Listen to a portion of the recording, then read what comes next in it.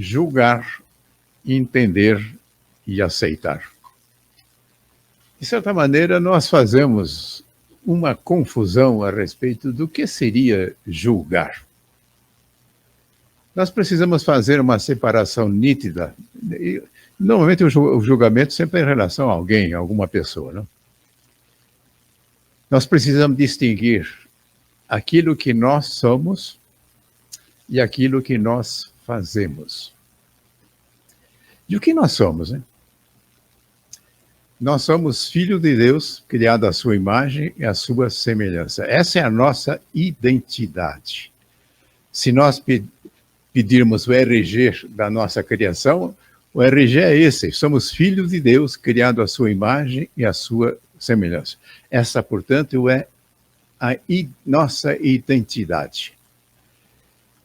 Fazer um julgamento é quando nós atacamos a identidade das pessoas. Vamos pegar um pequeno exemplo para deixar isso claro. Vamos supor que alguém faz um exercício de álgebra e erra. Mas na segunda vez erra e assim por diante. E alguém que está assistindo, esse que realiza o exercício de álgebra, diz: você é burro, você não consegue nem resolver uma coisa tão simples assim. Aí houve um ataque à identidade da pessoa. A pessoa não é burra, ela simplesmente não conseguiu fazer o exercício. Então, o que nós temos que observar? Em relação àquilo que as pessoas fazem, aquilo que elas falam, o seu comportamento, aquilo que as pessoas têm, nós podemos aceitar ou não isso, não? Nós podemos aceitar aquilo que a pessoa está falando, podemos não aceitar. Em termos do seu comportamento é a mesma coisa. E aceitar ou não aceitar aquilo que as pessoas fazem, falam, ou têm, isso não é julgamento. Agora, julgar é quando nós atacamos a identidade da pessoa. Então, se a pessoa falar, ele é um assassino, tá? O que nós estamos fazendo na hora que nós fazemos uma declaração dessa? Nós estamos atacando a identidade da pessoa. Agora, aquilo que as pessoas fazem, falam, têm, o seu comportamento, isso é passivo de mudança. Agora, a nossa identidade não é passiva de mudança. Nós somos filhos de Deus, criados à sua imagem e à sua semelhança. No nosso caminhar, nós podemos gradativamente sendo vamos dizer assim, mais capazes para fazer as coisas mais adequadas e falar as coisas que sejam mais adequadas e fazermos escolhas na vida que sejam mais adequadas. Mas nós nunca iremos perder a nossa identidade. E para reforçar isso, nós podemos lembrar a recomendação de Jesus de amar o próximo. Quando Jesus diz para nós amarmos o próximo, ele está dizendo para nós amarmos as coisas que as pessoas falam, fazem, ou têm? É isso que ele está perguntando? Ou está pedindo para nós amarmos aquilo que nós somos? O que vocês acham? Ele está nos dizendo para nós amarmos aquilo que nós somos. Se nós orientarmos o nosso amor, levando em consideração as coisas que as pessoas estão fazendo, aí vai ser complicado nós reconhecermos ali alguém que seja merecedor do nosso amor. Mas a hora em que nós encontramos algo que faz com que nós estejamos todos na mesma condição, filhos de Deus, tanto é que Jesus fala que até diante dos adversários, nós temos que amá-los. Ora, o adversário pode fazer coisa que não nos agrada, não? Então, se nós formos por esse caminho, nós não vamos conseguir atender essa recomendação de Jesus de forma nenhuma. Então, precisamos fazer essa distinção. Então, voltando ao caso do julgamento, é necessário que nós façamos uma distinção. Agora, é muito comum, muitas vezes, havendo uma desavença com alguém, que não estamos concordando com aquilo que a pessoa está fazendo, logo passamos a atacar a identidade da pessoa. Você não tem jeito, você faz só coisa errada, não sei o quê. Isso é julgamento. E muitas vezes o julgamento vem de coisas que pode até representar quer dizer, uma descortesia, uma falta de consideração em relação às pessoas. E, veja bem, muitas vezes nós, quando consideramos o corpo das pessoas, fazemos uma série de observações que são desconfortáveis para aquele que possa estar apresentando alguma característica que está servindo para isso. Então, é muito comum falar, é o ceguinho, é aquele perneta, é aquele careca, aquele gordão, é aquele magro, né? E isso, de certa forma, está se atacando a identidade da pessoa, né? Agora, aqui vem uma coisa, essas características físicas, elas podem ser mudadas? Bom, a pessoa é cega de nascença, é possível que isso venha a ser mudado na vida dela? Eu pergunto, quantas vidas nós temos, hein? E na próxima vida ele virá nessa condição? Provavelmente não. Então, muitas vezes nós achamos que alguma coisa é definitiva, quando na verdade não é. Então, o nosso corpo, inclusive, não somos nós. Muitas vezes nós nos identificamos de tal maneira em que nós achamos que nós devemos olhar para o corpo da pessoa e está ali a sua identidade. Não está. E uma coisa curiosa, muitas vezes a gente ouve as pessoas dizer, o meu espírito. Está correto eu falar o meu espírito? Está correto eu falar o meu corpo? Meu corpo está correto. E dizer o meu espírito está correto? Não, eu sou um espírito, eu não tenho um espírito. Isso não tem nada a ver com a palestra, mas é sempre bom nós frisarmos isso. E constantemente a pessoa fala, não, porque o meu espírito, porque isso. Não, você tem um espírito, você não tem um espírito, você é um espírito. Mas então, voltando à questão do julgamento. Nós podemos aceitar ou não aquilo que a pessoa está falando, fazendo, assim por diante. No caso, por exemplo, do exemplo que eu dei do exercício errado, vamos supor que a pessoa que está fazendo essa observação tenha a responsabilidade de ensinar a pessoa a fazer o exercício corretamente. Então, ela deve fazer isso. Não vai adiantar absolutamente nada ela simplesmente depreciar aquele que está fazendo, dizendo que ele é burro, não consegue fazer as coisas. Não, você precisa ensinar as coisas. Agora, muitas vezes, diante de coisas que as pessoas falam ou fazem, nós podemos achar que a pessoa esteja equivocada. Agora, se eu chegar para ela, você está errado, aí complica. Ela não é errada. A pessoa é errada? Não, ela faz coisas erradas, é coisa diferente, portanto. Então, uma coisa que ela é, outra coisa é o que ela faz. Então, esse é um julgamento. Agora, eu posso dizer o seguinte, se você tiver interesse, eu posso explicar para você como é que eu entendo que deva ser isso que você está falando. Primeiro, eu preciso verificar se ela está interessada em saber qual é a nossa versão sobre aquilo que ela está falando e que nós achamos que está havendo um erro lá. Se houver a possibilidade, com a delicadeza necessária, podemos fazer isso. Mas se porventura a pessoa não está interessada, vai adiantar nós insistirmos em querer apresentar a nossa versão da coisa? De forma nenhuma. Então, percebam que me parece que fica mais fácil nós entendermos, quando diz para não julgar, o que exatamente é julgamento e o que não é julgamento, o que é simplesmente uma apreciação nossa em relação àquilo que as pessoas estão fazendo na intervenção dela na vida, né? Isso nos leva, inclusive, a considerar o seguinte, nós ouvimos com muita frequência uma expressão dentro das religiões, e mesmo entre os espíritas, de que nós somos imperfeitos e que vamos eliminando gradativamente a imperfeição. Muito bem, eu perguntaria o seguinte, nós somos filhos de Deus, não é isso? Se porventura nós considerarmos que além de Deus e a sua criação não existe absolutamente nada, tudo está encerrado nisso, em Deus e a sua criação. Eu pergunto, quando Deus nos criou, o que ele usou para nos criar, hein? Vocês têm ideia? Onde é que ele foi buscar material para nos criar? Ele não procurou material nenhum, é uma projeção de Deus. Nós somos uma projeção de Deus. Eu pergunto, uma projeção de Deus é imperfeita? É possível uma criação de Deus ser imperfeita? Se ela for imperfeita, certamente não vamos reconhecer essa condição em Deus. Aí as pessoas dizem, de fato, Deus nos cria perfeito, mas aí depois, na nossa trajetória, nós fazemos coisas equivocadas e ficamos imperfeitos.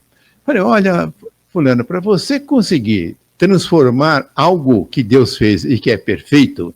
Para você conseguir fazer isso, você tem que ter um poder superior de Deus. Como é que você consegue fazer com uma coisa perfeita e deixe de ser perfeito? Não é possível.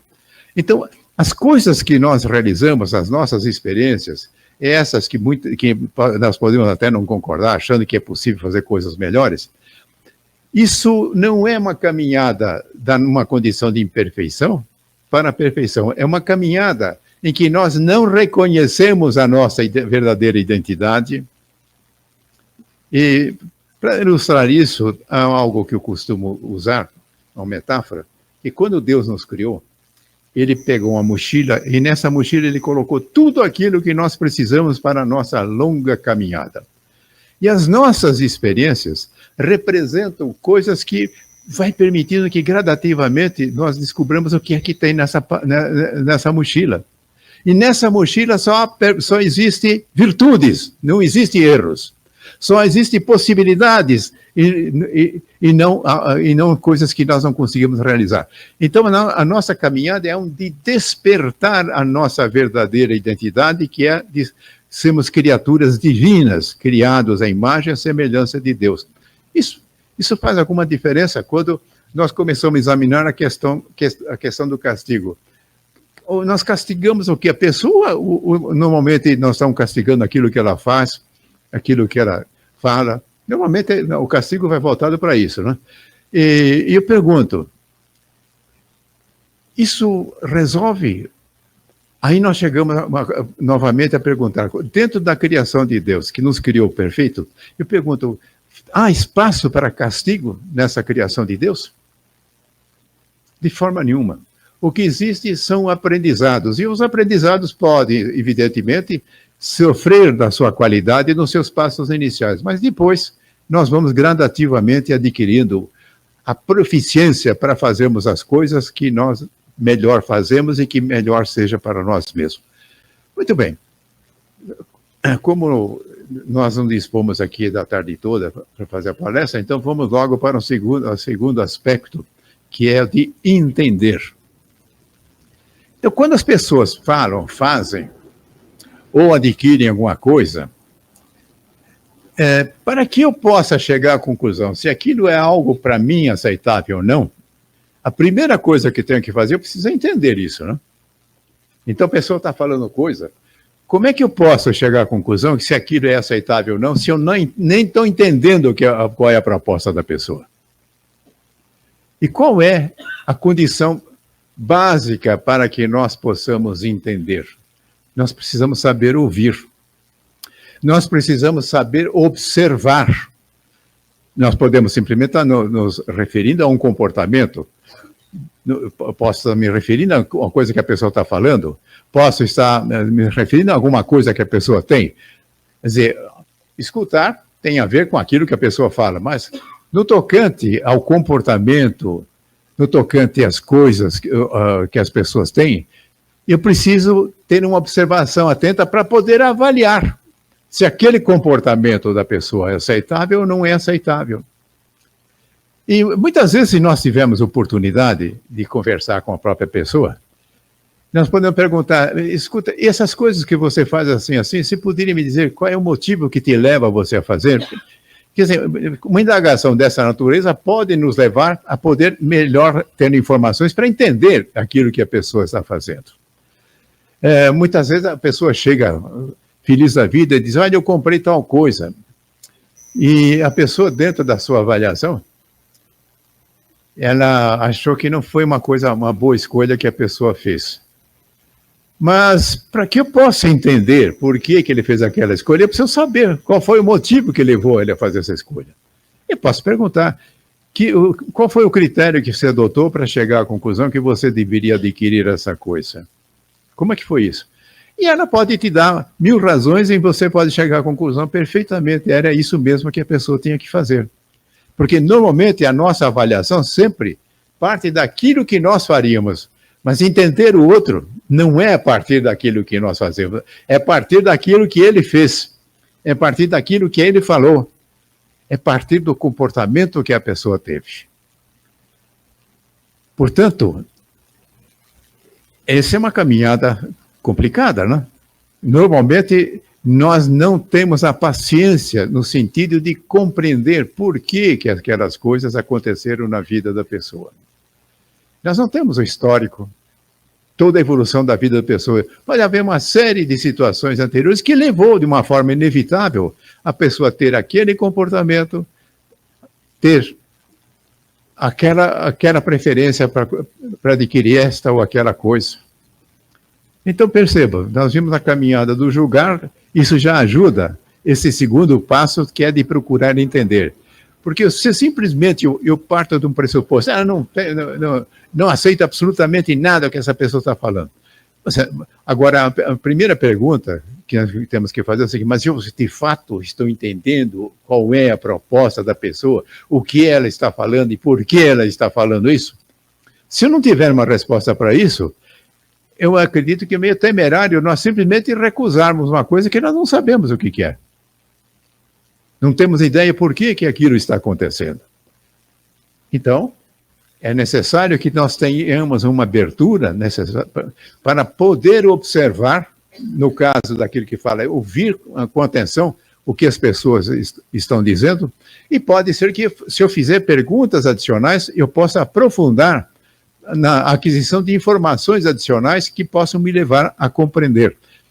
E quando eu chego a entender que a pessoa está querendo dizer ou fez, isso significa que eu estou aceitando ou não aceitando aquilo que a pessoa fez? Não.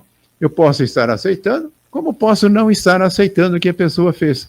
Se alguma coisa que a pessoa falou que eu acho interessante, eu posso até usar. Se eu acho que não é adequado, simplesmente, ok, eu entendi as razões da pessoa fazer esse tipo de apreciação, mas não vou usar isso, não me serve isso. E, finalmente, nós vamos chegar no ponto da aceitação. O que seria aceitar as pessoas, né? A aceitação das pessoas seria aceitar exatamente como ela é, sem querer transformá-la. E eu pergunto, se nós não aceitamos as pessoas, é possível nós amarmos o próximo? Não é, né? Então, a condição primeira e necessária para que nós possamos atender ao ensinamento de Jesus, amar ao próximo, é que nós possamos aceitar as pessoas. Vamos dar algum exemplo, o que seria aceitar as pessoas? Pode ser que nós não concordamos com as ideias, nem com aquilo que as pessoas estão fazendo, e isso pode acontecer lá no local do nosso trabalho. Você tem algum constrangimento para dividir o mesmo espaço de trabalho com essa pessoa? Se tiver, você não está aceitando a pessoa. Agora, estar disposta a conviver nesse espaço, porque o espaço é esse que se destina a vocês, certamente não significa que nós estamos referendando ou concordando com aquilo que a pessoa faz ou aquilo que a pessoa está falando, de forma nenhuma. Porém, se nós nos afastarmos, se nós criarmos dificuldade, muitas vezes essas pessoas querem conversar conosco, você está aberto para ouvir o que a pessoa tem para falar, ou já estabeleceu um julgamento, né? Com essa pessoa eu não quero nenhum tipo de convivência, não quero nenhum tipo de participação em coisa nenhuma. Eu estou recusando aceitar a pessoa. Agora, uma verificação que nos pode mostrar se nós estamos ou não aceitando uma determinada pessoa, nós vibramos, não é isso? Nós podemos vibrar positivamente e podemos vibrar negativamente. E nós conseguimos identificar quando nós estamos vibrando positivamente e quando nós estamos vibrando negativamente? Conseguimos, né? Nós percebemos que quando nós estamos vibrando positivamente, inclusive nós nos sentimos bem, né? Agora, quando a vibração é negativa, nós não nos sentimos bem. Agora eu pergunto, diante dos irmãos, nossos irmãos, que Jesus diz para nós amarmos, que tipo de vibração nós devemos encaminhar aos nossos irmãos para poder amá-los, hein? É possível nós aceitarmos a pessoa para a qual nós estamos enviando vibrações negativas? De forma nenhuma, nós estamos estabelecendo uma barreira. Nós não estamos efetivamente a aceitar. Agora, percebam que esta caminhada do julgar, do compreender e do aceitar é algo fundamental na nossa vida. Então, não é uma coisa que nós vamos conseguir realizar da noite para o dia. Provavelmente, nós vamos ter que procurar realizar isso nesta vida e muitas vidas futuras ainda. Isso quer dizer que aquele que estávamos falando também não conseguiu resolver isso aí. Agora, já alguém me disse qual é o caminho. Agora, seguir o caminho, essa é uma opção minha. Agora, esse caminho é um longo caminho. Agora, eu já devo ficar feliz se eu perceber que eu estou caminhando, eu estou progredindo nesse caminho. Eu sei que ainda é longa a jornada, mas estou melhorando. Então, tem algumas coisas que nós podemos identificar. Por exemplo, até que ponto nós somos corteses e amáveis com as pessoas? É possível. Quando Jesus fala em amar, ele não está falando em sentimento. Como? Ele está falando em comportamento. Agora, como é que nós podemos ter um sentimento de amor? É complicado isso. Agora, no tocante ao comportamento, nós não conseguimos reconhecer quando o nosso comportamento é amável, é gentil, é cortês. Nós conseguimos, não é isso? Então, quando lá no supermercado alguém talvez não esteja nos atendendo de uma forma adequada, nós podemos ser ríspidos. Agora, nós podemos usar uma cortesia. Aí, de repente, eu olho no crachá da pessoa lá, eu vejo o nome e me dirijo a pessoa pelo nome. Puxa vida, vai haver uma mudança fantástica quando ela perceber que ela foi reconhecida pelo nome. Então, são múltiplas as possibilidades de nós colocarmos em prática a cortesia. Dar a passagem para alguém que esteja saindo do elevador, por exemplo, ou da condução. Nós somos gentis no sentido de amparar alguém que está com dificuldade para atravessar uma rua. Então, o exercício da cortesia é o que vai nos levando gradativamente. Primeiro, nós estamos ali reconhecendo uma situação em que nós podemos fazer o bem. E aí vem a indagação. É bom fazer o bem? Como é que nós nos sentimos quando fazemos o bem, hein? Nós nos sentimos bem. E por que não fazemos mais isso, então?